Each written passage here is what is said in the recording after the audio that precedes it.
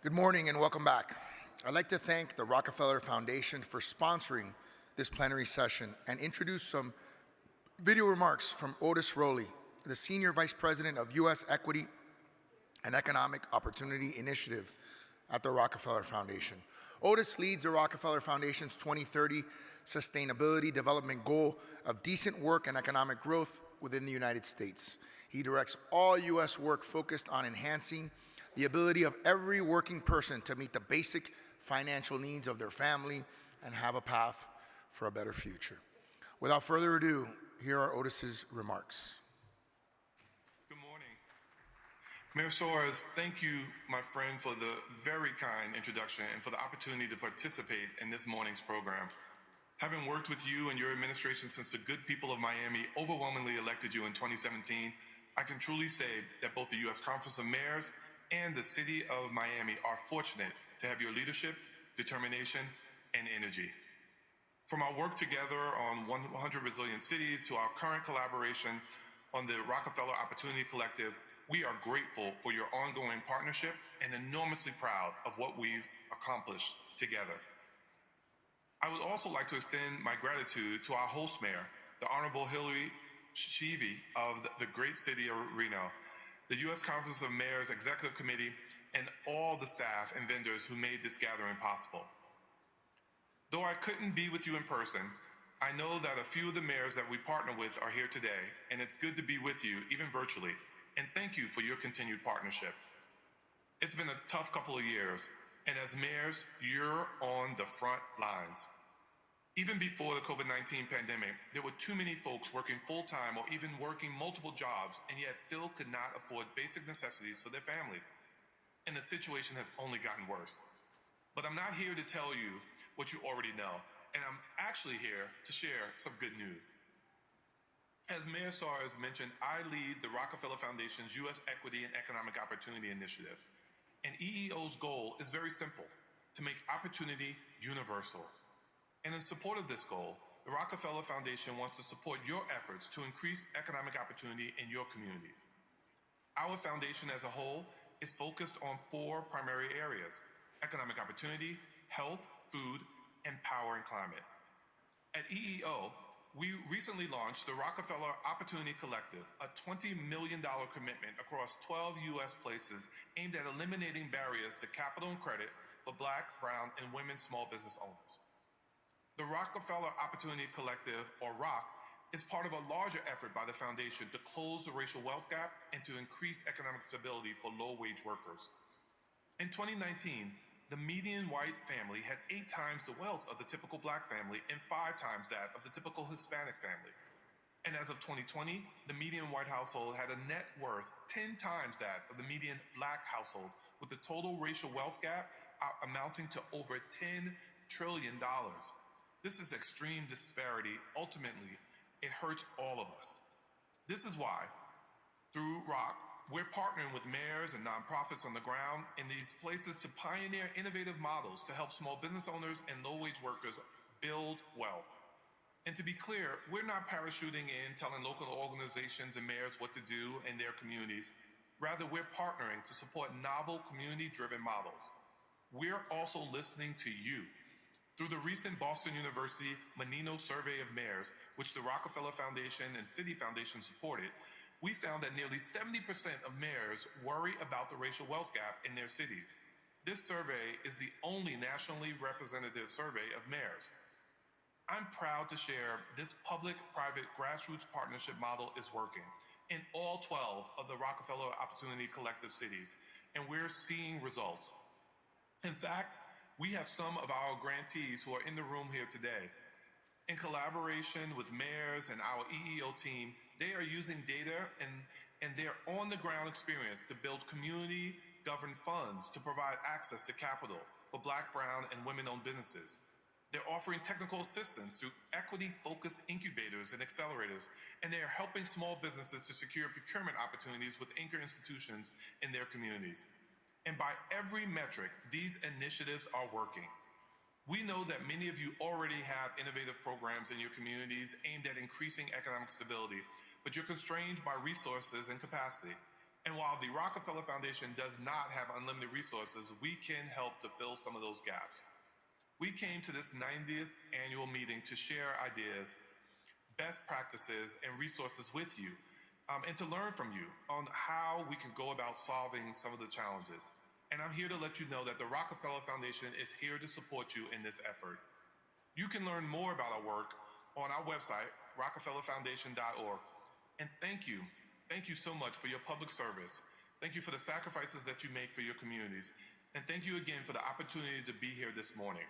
It is a privilege and a pleasure to partner with you as we try to create more economic opportunity, security, and mobility. Thank you.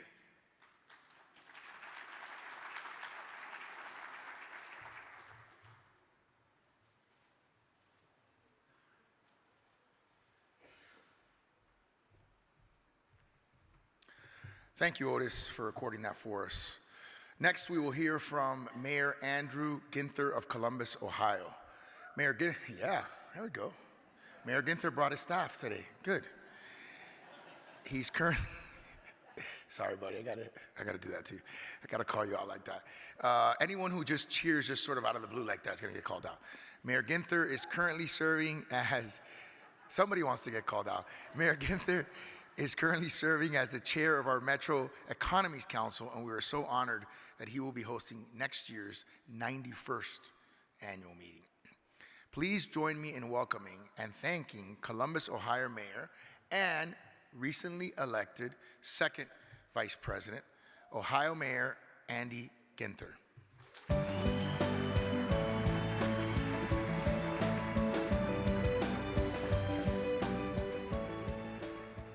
Good morning, friends. It is great to be with you and so excited to host you all in Columbus for the first time in our city's history next summer. I'm so excited and really looking forward to building the momentum. How many for you the first time ever in Reno? An incredible experience. I want to thank Vice President Chivy, her entire team. We really want to build on the momentum they've created here when we welcome you to Columbus. You know, Columbus is really a dynamic and inclusive, thriving city with the fastest growing economy in the Midwest. But what makes our community so special is our people and the spirit of community, of welcoming and accepting the best and the brightest, not just from around the community, the state, the country, but the world. And mayors across Ohio. Are there any Ohio mayors in the house this morning? We are so excited. Republicans and Democrats all over the state working together to make sure that you have a memorable and impactful time when you join us next summer in Columbus. We believe that when you come to Columbus, you will have an experience that we thrive on, the way we all work together to help our community live forward. We look forward to having you in Columbus next year.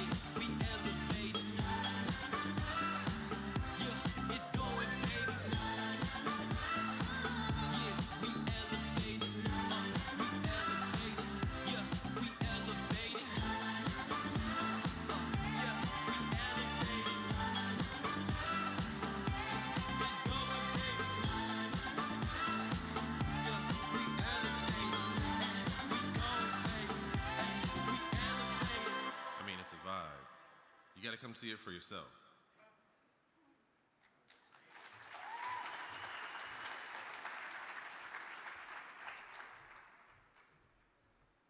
Very cool. Thank you, Mr. Vice President. It's a great pleasure to introduce Secretary Marcia Fudge, the 18th Secretary of the U.S. Department of Housing and Urban Development. Since its inception, mayors have come to see HUD as our federal agency. Secretary Fudge is a former mayor. She was elected the first female and first African-American mayor of Warrensville Heights, Ohio. Secretary Fudge has also served in Congress, representing the 11th District of Ohio. She is a past chair of the Congressional Black Caucus. There are many challenges Secretary Fudge has taken on at HUD, including affordable housing, homelessness, and housing discrimination. The list goes on and on. Please join me in welcoming Housing and Urban Development Secretary Marcia Fudge.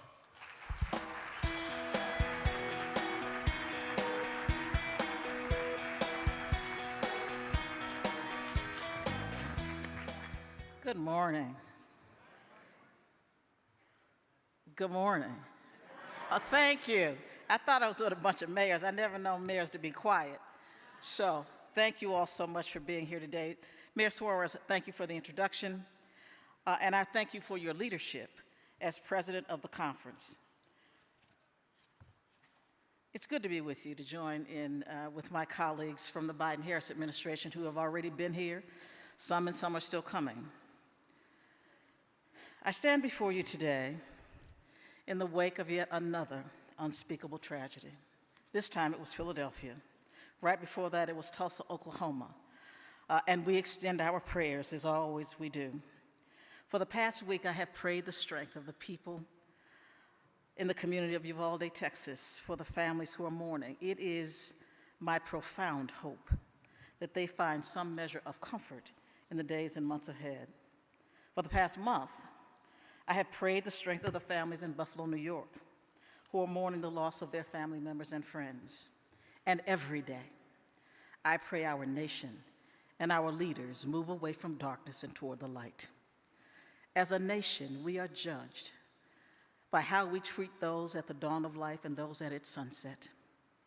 When we become a nation that cannot protect its children, we have failed. When we sit idly by in the face of rapid gun violence and do nothing, we betray our children and ourselves. When we succumb to hatred, injustice, and inequity, we surrender our power to do what is good and to do what is right. We are not a great nation because we are more enlightened than any other nation. De Tocqueville says we are a great nation because we have the ability to repair our faults. It is time for us to repair our faults.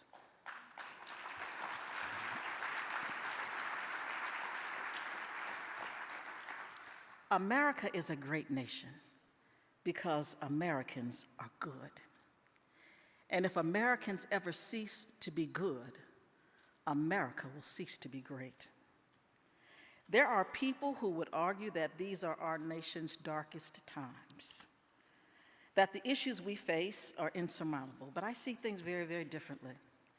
Like all of you, I know that we could not do what we do or what you do as mayors if you have no hope and no belief that you can make it better. Because if you don't believe that, you should never have run for mayor. We all think we are better than the guy we beat. We all think we are better than the one we follow. So we know that you can make a difference, and I'm certainly hoping that you will. This country has seen dark times before, and we've overcome them. The poet Theodore Roethke, he writes, and think about it this way: in a dark time, our eyes begin to see. In my hotel room this morning, I got up. It was dark, but as I sat and I focused, I didn't need the light because I could see. So the eye begins to see. So I see that the problems before us are great, but they are not unsolvable. There are so many mayors out here, and I just can't name them all because I know everybody will get upset. But I had dinner with Wellington the other night. I see some Ohio mayors. I see people who are friends. And you know how I get when I get caught up on something. I see communities that have deep hurt, but profound resilience. I see leaders who face tough challenges, but respond with resolve, with care and creativity. And that is what I see in this Biden-Harris administration as well. The president is using every tool at his disposal to ensure that our nation lives up to its ideals, to its promise, that everyone has a fair shot to succeed. But we have an awful lot of work to do.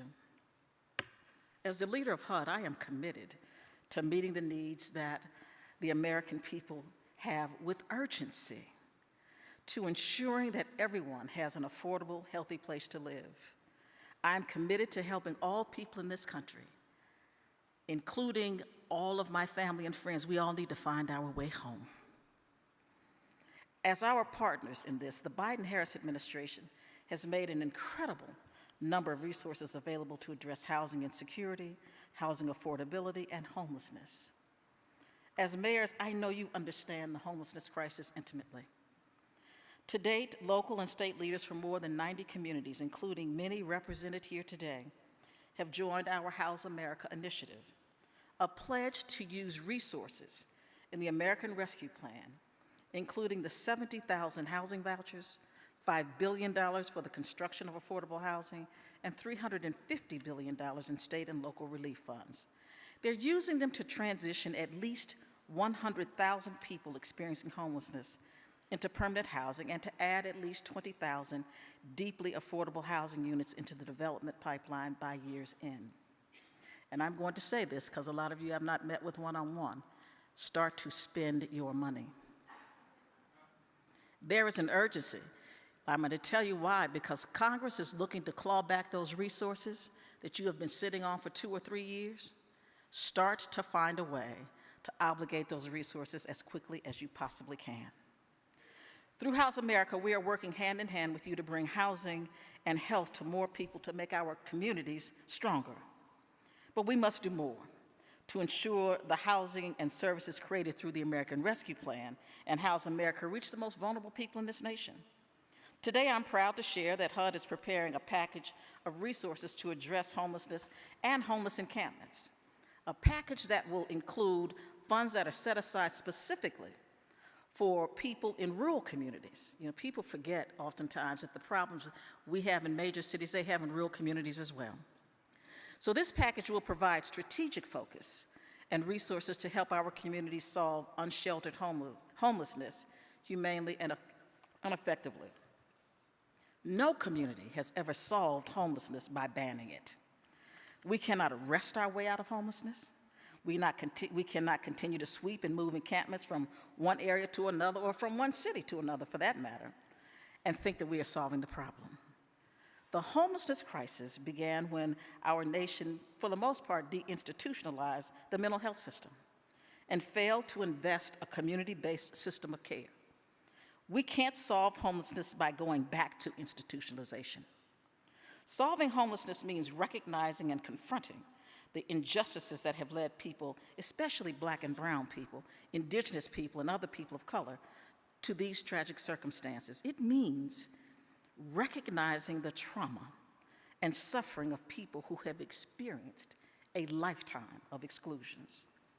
Solving unsheltered homelessness means delivering help to the people who need it most, but who have the hardest time. It means putting housing first and health care and other supportive services right after that. Our funding package will ask communities to articulate a comprehensive, whole community approach that links homeless outreach with health care, treatment, and housing. And it asks them to build and strengthen health care and housing partnerships to leverage every available resource. Just a few days ago, I spoke to residents in Los Angeles, where I saw the numbers of people struggling on the streets of Skid Row, and they are in so many other areas of the city. At HUD, we know at its core, the nation's homelessness crisis is primarily driven by a lack of housing supply and affordability. So the president is working to lower inflation, but we know that housing prices are a driver of inflation. So we all have to come together and try to work to make sure that we do our part to make living in our communities more affordable and accessible. The president announced his own action plan to ease the burden of housing cost, a plan that includes more than a dozen legislative and administrative actions that will finally help the supply of homes finally meet the demand and ultimately help more people have a safe place to call home. I know we can do this.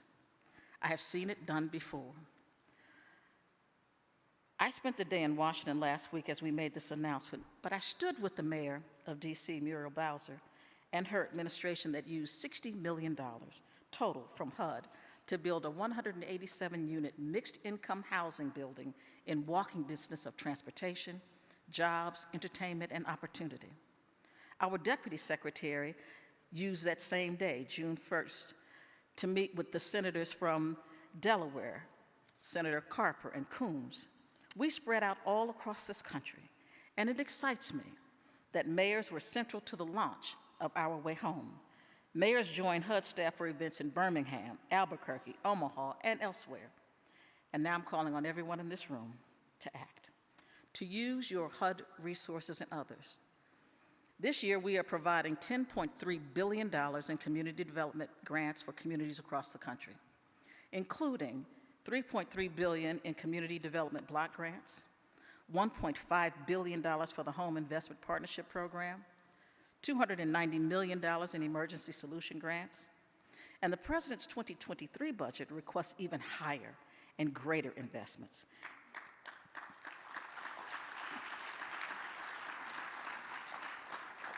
The 23 budget of the President requests $32.1 billion for housing choice vouchers, which accommodates about 200,000 new vouchers, $3.6 billion to provide housing and services to individuals and to families experiencing homelessness, and another $1.1 billion in targeted climate resilience and energy efficiency.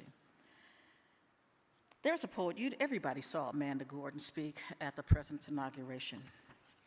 She writes these words: "There's a poet in every American who rewrites this nation, who tells a story worthy of being told. A poet in every American who sees that our poem, penned, doesn't mean our poems end. So much of our American lyric has already been written. But I know that there are leaders in this room and across this country who are determined to write this nation. So I want you to write your poem and have a story worth being told, because this is your call to action, to help all of America find our way home, to use our resources to create permanent affordable housing, to address homelessness and preserve our existing housing stock of aging homes so that we don't lose housing when we are trying to build more. We can build housing connected with transit and new infrastructure investments so that families are connected to opportunities. Explore innovative and sustainable building strategies so that we can scale cost-effective models and create homes and communities that are resilient. We must work to ensure families have access to affordable housing in neighborhoods of their choice and promote inclusive neighborhood growth. We can't just add more luxury homes to neighborhoods that are already bustling. We must secure affordable units in rapidly gentrifying areas as well.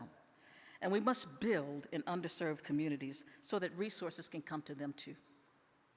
And we need affordable homes in historically exclusive neighborhoods that have previously lacked affordable housing choices. I look forward to working with each of you, but I'm going to ask you to be creative about what you think and how you do it. I know everybody talks to me about increasing vouchers, and we're working on that. But I need you to help me with things like source of income discrimination. Your communities can pass laws that prohibit it. I'm asking you to be ready with your development when they come. Development readiness is a huge, huge issue. So already find out what your community resistance is going to be, whether people still don't want us to build in their backyards, looking at the zoning for multifamily housing. We need more transitional housing and permanent housing. Let's help small landlords, who are by far the bulk of the people that we happen to give vouchers to. Let's maybe say to them, look, you keep your property up and keep your property affordable, we'll give you maybe a line of credit to keep your properties together. Maybe we'll give you a tax abatement if you keep your properties affordable. Let's start to think creative. We need to be sure that everyone deserves and has a place that they can go unburdened and unquestioned, a place of refuge. I was a poor kid, but I always had a home, a place where I felt safe, a place where I felt like I could do anything. So mayors, I'm asking you to lead. As a former mayor, it is my firm belief that those who are closest to the people lead best. This is your time. This nation is counting on you because we know that mayors get things done when nobody else does. So I'm asking you to get to work, to do the work, and I cannot wait to read your poem, to see your story that you believe is worth telling. Thank you all so much.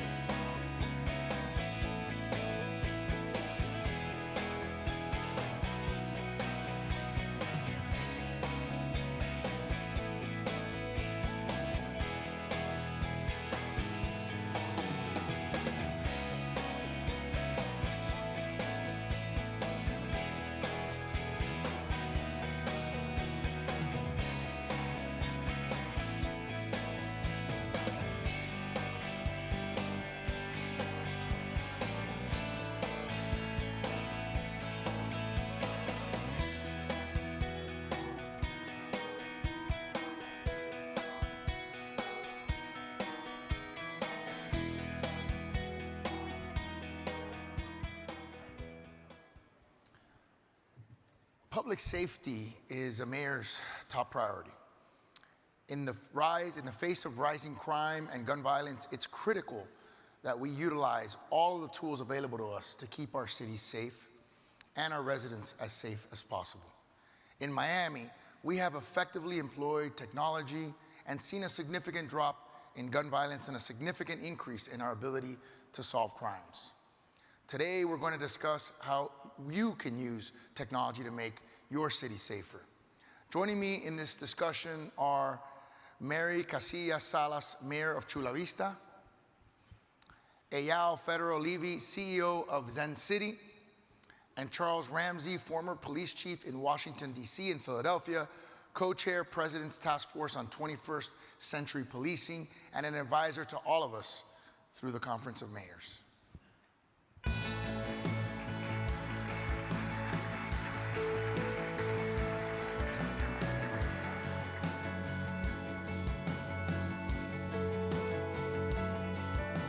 Good morning. Mucho gusto. El gusto es mío. How are you guys? Chief, how you doing? So we're going to start with you, Mayor Salas. It's in Chula Vista, you've been using drones as first responders for several years now. This has always intrigued me. I've talked about this sort of as an open source idea, and I've also talked about the possibility of connecting those drones to our shot spotter system, which is our gunfire detection system. How have using these drones helped you in becoming more effective and improving police operations? Well, you know, it's been a success that's been beyond our wildest dreams. And, you know, we started the program in 2018, and it was so innovative that in May of 2018, the FAA actually named Chula Vista as the only municipality to be a UAS, otherwise known as drones, testing site for them. And so, since its obsession, what's happened is that prior to that, we were not meeting our police response times. We had challenges in hiring staff because of all the recruiting problems that we all face, right? Sure. And plus we had budget constraints, so we had to think out of the box. How can we use technology to be more effective in our community? So we launched the program in 2018 with a small grant from the Police Foundation. We proved that that worked, and now what we've done is we've got 4 different launching sites within our city that now give us almost complete coverage. But I think that that a picture is worth 1,000 words, and so we have a little video that we've produced that we hope can explain with more excitement what this can do for your community. Sounds good. Stay tuned.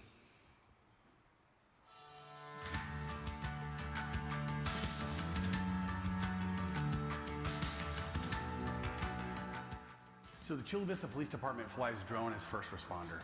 What that means for us and to the community is we use drones to fly to emergency calls for service. So the first time, our officers have the ability to know what is occurring on a scene before they get there.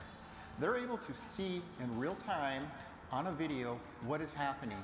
Drones provide invaluable information to officers, sharing with them a visual into what is actually occurring. It makes all the difference to officers, dispatchers, and supervisors making split-second decisions. It's an invaluable tool that provides so much information from 300-400 feet above the air that you can't get while you're down on the ground. It's important to have the overall picture and information readily accessible and being able to make the best decision possible for our officers and even for the individuals that we're contacting. And anytime an officer has the ability to get to the scene quicker with more information about what is actually occurring is critical and saves people's lives. We can now have a better understanding where people are, and they give us a lot of visual information on what's going on there, if the subject is armed. So a lot of the calls, especially the weapons calls, they always see, oh, the person has a weapon, or the person has a crowbar, or the person has a knife. And so we're able to get on scene and provide the valuable information to the officers. Think about how important it is to determine whether it's a pencil in someone's hand, a knife, or a cell phone. This is really about de-escalation at its best. DFR is used as a de-escalation tool because it gives us another resource on our tool belt before we approach calls. The fact that we get to know in advance if a subject has a weapon, it's a great tool used by our agency. The response from our community has been amazing. They recognize the value of the Drone as a First Responder program as a way of reimagining police response and providing better service to our community. And that's really kind of the idea going forward with this technology. And this is what's going to be going forward internationally as far as law enforcement use of drones. Drones, a First Responder program, is cutting edge, it's innovative, and it is the beginning of the new policing era. We are saving lives and making a difference by changing the future of law enforcement with technology.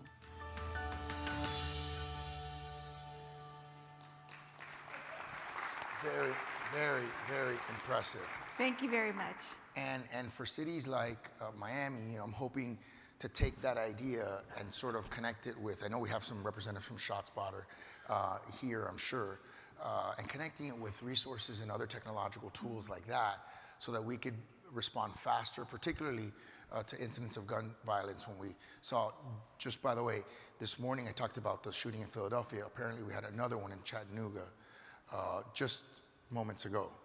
So it really is important for us to start thinking about how to leverage technological resources.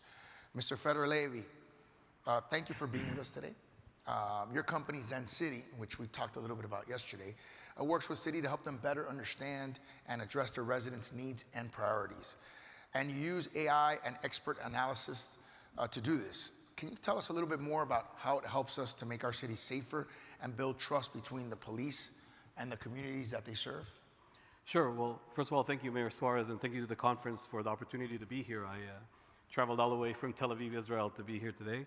And it's such a privilege to be in a room with so many inspiring leaders and so many of our 300 plus customers and partners that are here. We can clap to Israel, that's it. You can clap for Tel Aviv, for Israel. Thank you. So it really is a privilege to be part of the discussion and hear all of the mayor's stance on the public safety challenges that we're experiencing. You just mentioned there were so many shootings just in the last week. And I think we can all agree that there is a problem that we need to solve. But as leaders, one of the first questions when we come to solve a problem is, how are we measuring our improvement? What are we optimizing for? What goal are we setting for our communities, for our teams, of where we want to be? And when I talk to mayors and chiefs and ask them what is that goal when it comes to public safety, the answers are almost always the same. We want to increase the community's trust in law enforcement, and we want to increase people's sense of safety in their communities. The challenge then becomes, how do you measure that? How can we actually set a milestone of a goal and see measurable improvement over time?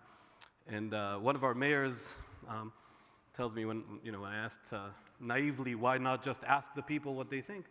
One of our mayors said that all cities suffer from an STP problem, the same 10 people that always show up to every community engagement forum, answer every survey, have the mayor on speed dial. And what we became obsessed with following those discussions is, how can we really hear from the community at large? How can we hear from the 250,000 people that the mayor represents, or the over 500,000 people that you represent, Mayor? How can we hear what they are feeling in terms of sense of safety, in terms of sense of trust? And how can we be equitable in that thought to hear from each and every demographic, each and every neighborhood? So what we do as a company, and we're very proud to partner with about 300 cities in over 40 states across the country, is that we leverage the strength of digital advertising to reach people wherever they are online, whether they're playing Candy Crush on their phone, or they're reading a cooking blog in Spanish, or they're scrolling through TikTok or Instagram. We reach a scientific sample of the community and ask them two simple questions. How safe do you feel, and do you trust the police? And because of this effective way of reaching everybody, we are able to get a recurring read of what people actually think in all of these different groups, all neighborhoods, all demographics.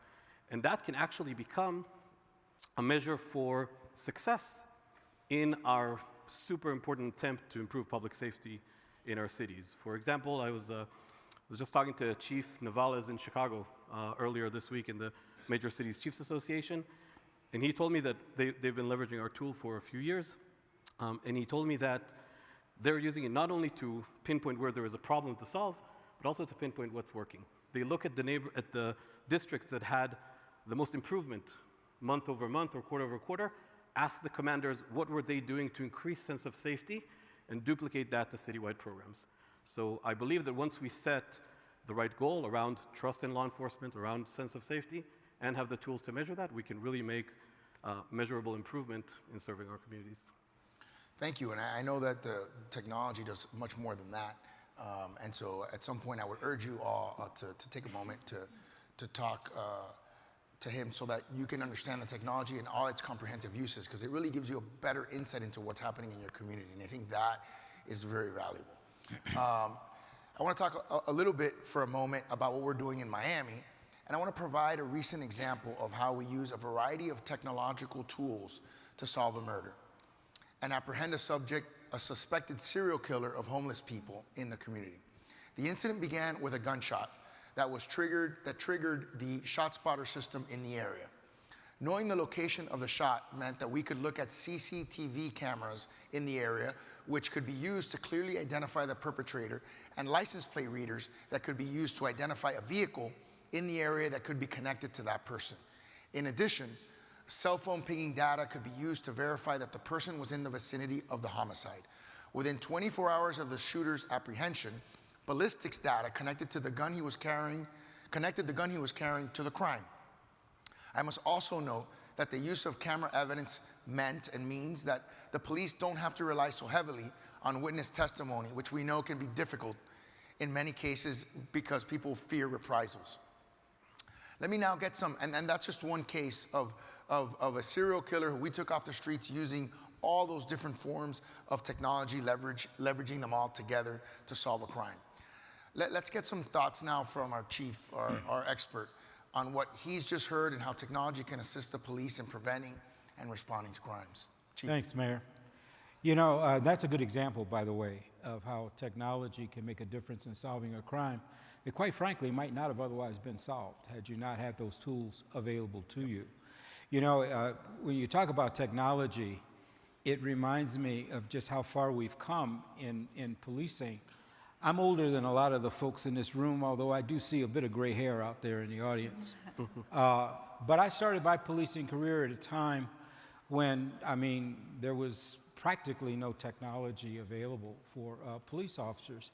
I'd leave roll call with a 6-shot revolver, pair of handcuffs, a flashlight, and a wooden baton. That was it. And you hit the street. We didn't even have portable radios at the time. They were still radios in a car. And when you think about the tools that officers have available to them now, there's absolutely no comparison. Body-worn cameras, mobile data terminals in their vehicles, very sophisticated crime analysis centers where they can pinpoint where crime is occurring and even predict where it might occur next. Those are valuable tools, and it coming at a time when, quite frankly, we need it. There aren't many cities that aren't struggling now to hire police officers. They're below strength. I hate to be the bearer of bad news, but that's not going to improve anytime soon, more than likely. And under the best case scenario, by the time you hire and train, you're looking at a couple years before they're out on the street. What does that mean? It means we got to learn how to work smarter, how to apply technology in a way that actually frees up time for officers, that makes their jobs a lot easier. And that's where I think technology plays its critical role. But there's one caution that I have, and one thing that I want all of the mayors and others to really think about. I had the honor of serving as co-chair of President Obama's task force on 21st century policing, and we addressed a variety of topics, one of which was technology. Now, we didn't spend a lot of time, this was in 2015, with body-worn cameras. That was the emerging technology at the time, and there were even people when they read it, how come you're not talking about body-worn cameras? Well, we maybe devoted 2 paragraphs to it. Why was that? Because today it's body-worn cameras, tomorrow is something else. We just saw a great presentation around drones. We wouldn't have been having a conversation around drones in 2015. Tomorrow, the conversation will be something else. Here's the caution, and here's what I would just want to say. Technology is advancing faster than the law and policy can keep pace with. Make sure that before you introduce a new technology, you have strong policies in place, you have training in place. Because it's very important, if we want to be able to maintain these tools and use the future tools that we'll have available to us, we need to make sure that we use these things within a constitutional framework. Because if we don't, the courts will make the decision for us, and I guarantee you, it will really, it'll hurt your ability to be effective in using the technology. Good example are drones, right? I can think of Fourth Amendment and other types of issues that come along with that. But we need them. We need them. They are a force multiplier. That's a tool that departments can really, really use, and it makes the officers safe, it'll make communities safer and everything else, but we got to make sure they're being used properly. So, yeah, this is an exciting time, and technology is going to make a huge difference in terms of public safety across the country. Thank you, Chief. It's, as always, your insights and experience are very helpful for us. And let me make sure all of the mayors in the room are aware that through the conference, Chief Ramsey is available to you for advice on policing. It's one of the services that he provides our members. For Mayor Salas, what advice do you have for mayors on how they can establish effective drone programs, as you have done in Chula Vista?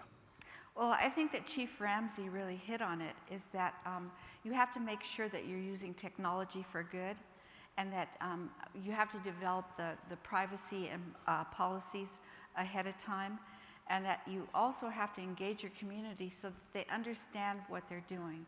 So I want to reiterate that these drones are first responders, so they're not used just for surveillance, they're not used for patrol, but they're merely used as a tool to get there first, to give the officers real-time information before they get there, and so that's what you have to do, is establish that first.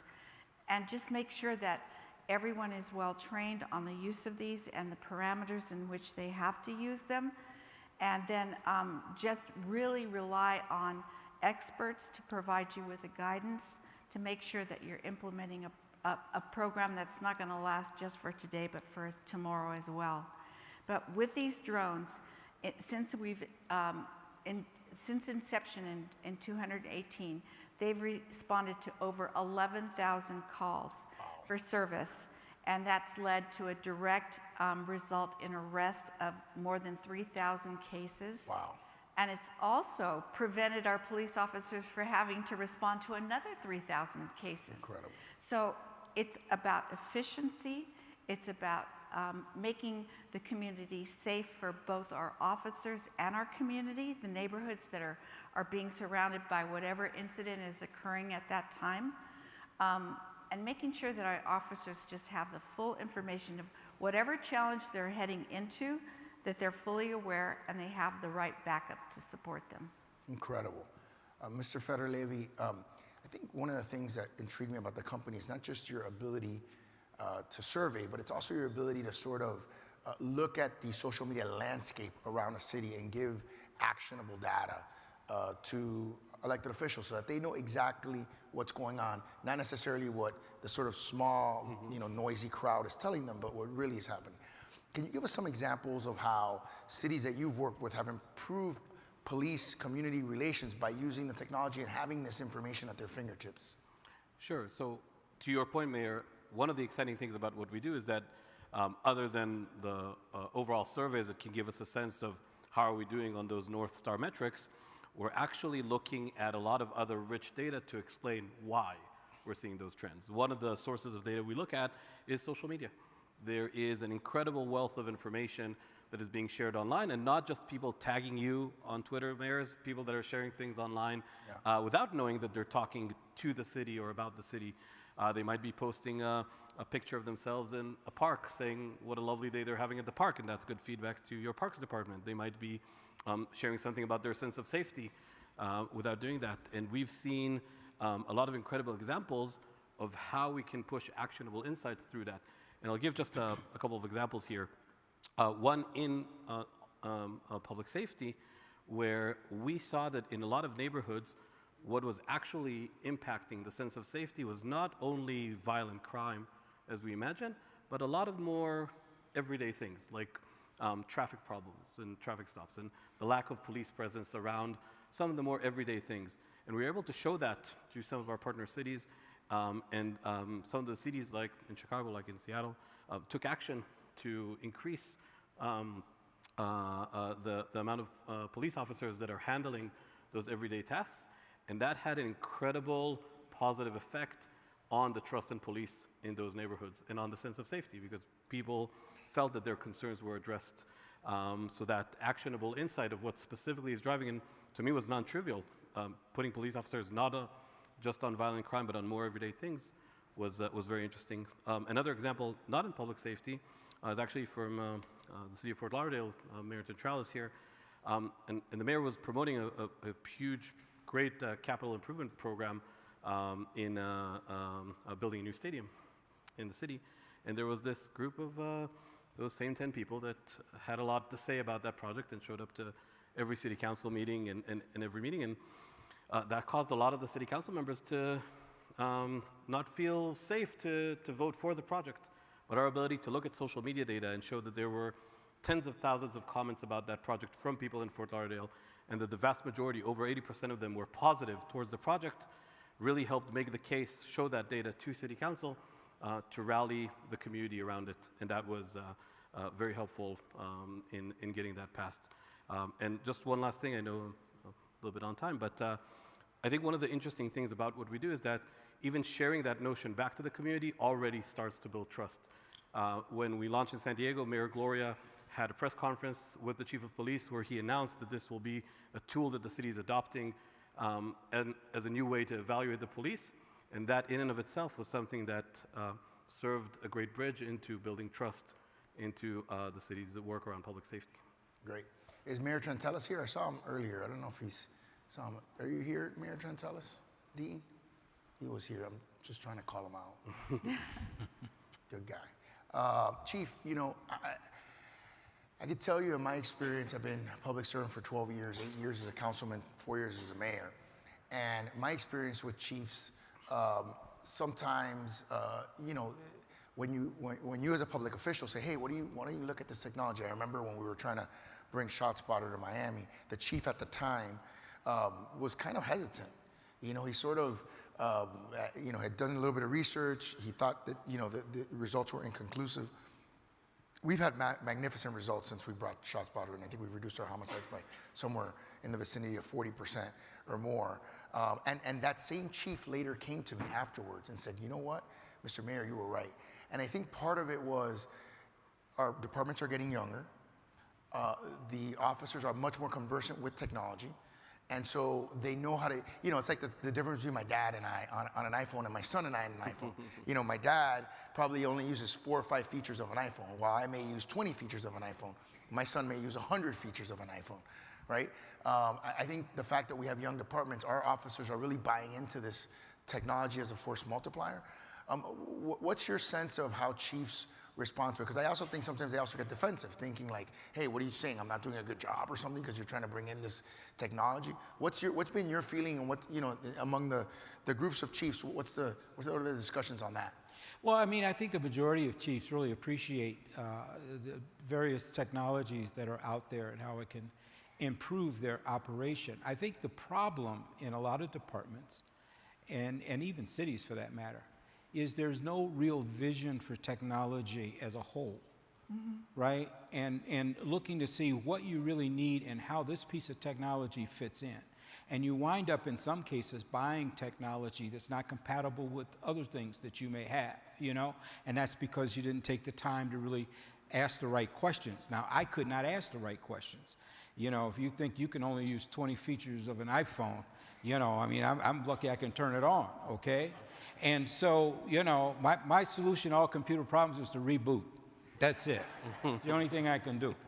But if you have to have people on staff that really do understand the technology, understand what the next step beyond what you're looking at now may be, and how that's going to fit into your overarching vision as to what you want to see. Where do you want the department what do you want it to look like 5 years from now as it relates to technology? Cities, the same thing.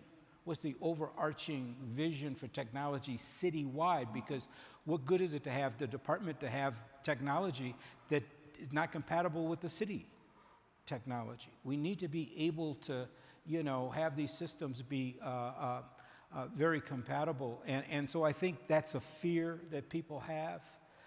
Sometimes they don't really understand, and they don't have a vision for what, where they're trying to get. It's like going to buy a new car. All new cars look good, right? But you got to know what you want. And a lot of times you just don't know exactly what it is you want. And I think that causes the hesitation. But I tell you,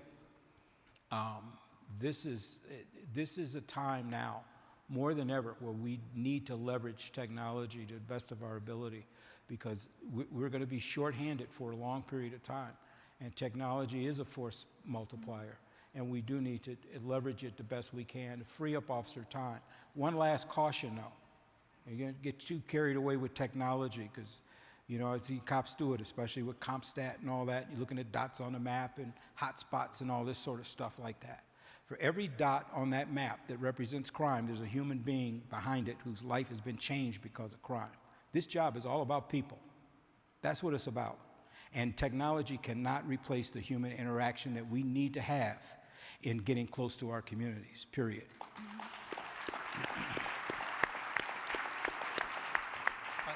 I couldn't agree with you more, Chief. I think one of the things you said that it was very interesting to me is that technology it's not a panacea. It's not a solution to every problem, right? It is a tool, and it's got to be looked at in the whole, right? And even technologies have to be looked at with relation to other technologies. As you leverage these different technologies, you see better and better results.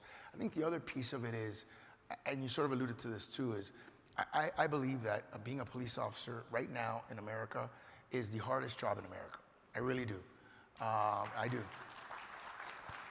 I believe it is, because there's no job, even our jobs, by the way. Imagine if our jobs, us as public officials, we had a camera right here recording everything we say, every interaction we have. And by the way, we're recording a lot of things that we say and a lot of the interactions we have, but imagine everything. And that somebody could review it, rewind it, and then see, hey, did they make the right decision? Did they use the right word? You know what I mean? Are we going to punish them? It's an incredible amount of scrutiny that these officers are under, and they're under it for a significantly lower amount of pay than often people who are, under that same kind of scrutiny, which are professional athletes, right? That you look back to see, did he step on the line? Was he out of bounds or whatever? You know what I mean? And certainly less, there's less involved in terms of the stakes in professional sports than there is in terms of policing. I think the other issue with technology is that in this dynamic world that we live in, I think in the drones is a good example. There's got to be contactless ways, not necessarily not being personalized, because I think your point is well taken, but contactless ways to be effective at policing, right? Is there ways to detain people without hurting them, without hurting yourself? Is there ways to know about what's happening before you arrive so that you can better plan, what the interactions are going to be, so you can psychologically prepare yourself to what you're going to encounter? Because I think every minute counts, and psychological preparation for a scene may help a police officer deal with and navigate an ever complex world of permutations, Chief. Yeah, listen, I agree with you. I think balance is really the point I'm trying to make. And I think if you go too far one way or the other, then that's when you start running into problems.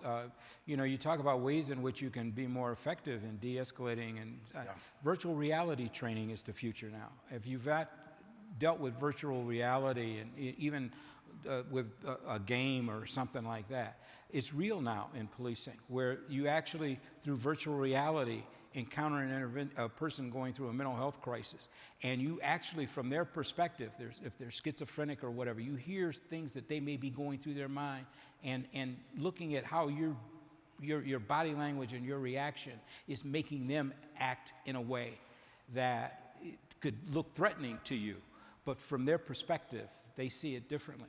I mean, it really does put officers in a different position, and that's how a technology can make a huge difference in the way in which we approach our jobs, in the way in which we interact with people in crisis. And let's face it, people don't call 911 to say, have a good day. They call because they're in crisis. There's something going on. And we have to be sensitive to that, empathetic to those kinds of situations. So you're right. We just need balance. My only caution is just make sure that it doesn't slant too far in one direction and we forget about the people and that human interaction, because I think that's the most important thing. I knew you were a Web3 guy when you started talking about virtual reality and all that, Chief. I want to thank you, Mayor Calas. Salas. Is it Salas? Salas. Salas, okay. So, actually, Cubans would say Sayas. The double L is like a Y. Sayas. Yeah, but it's Salas. Okay. S-A-L-A-S. Got it. Salas, okay. Mr. Federer, Levy or Levy?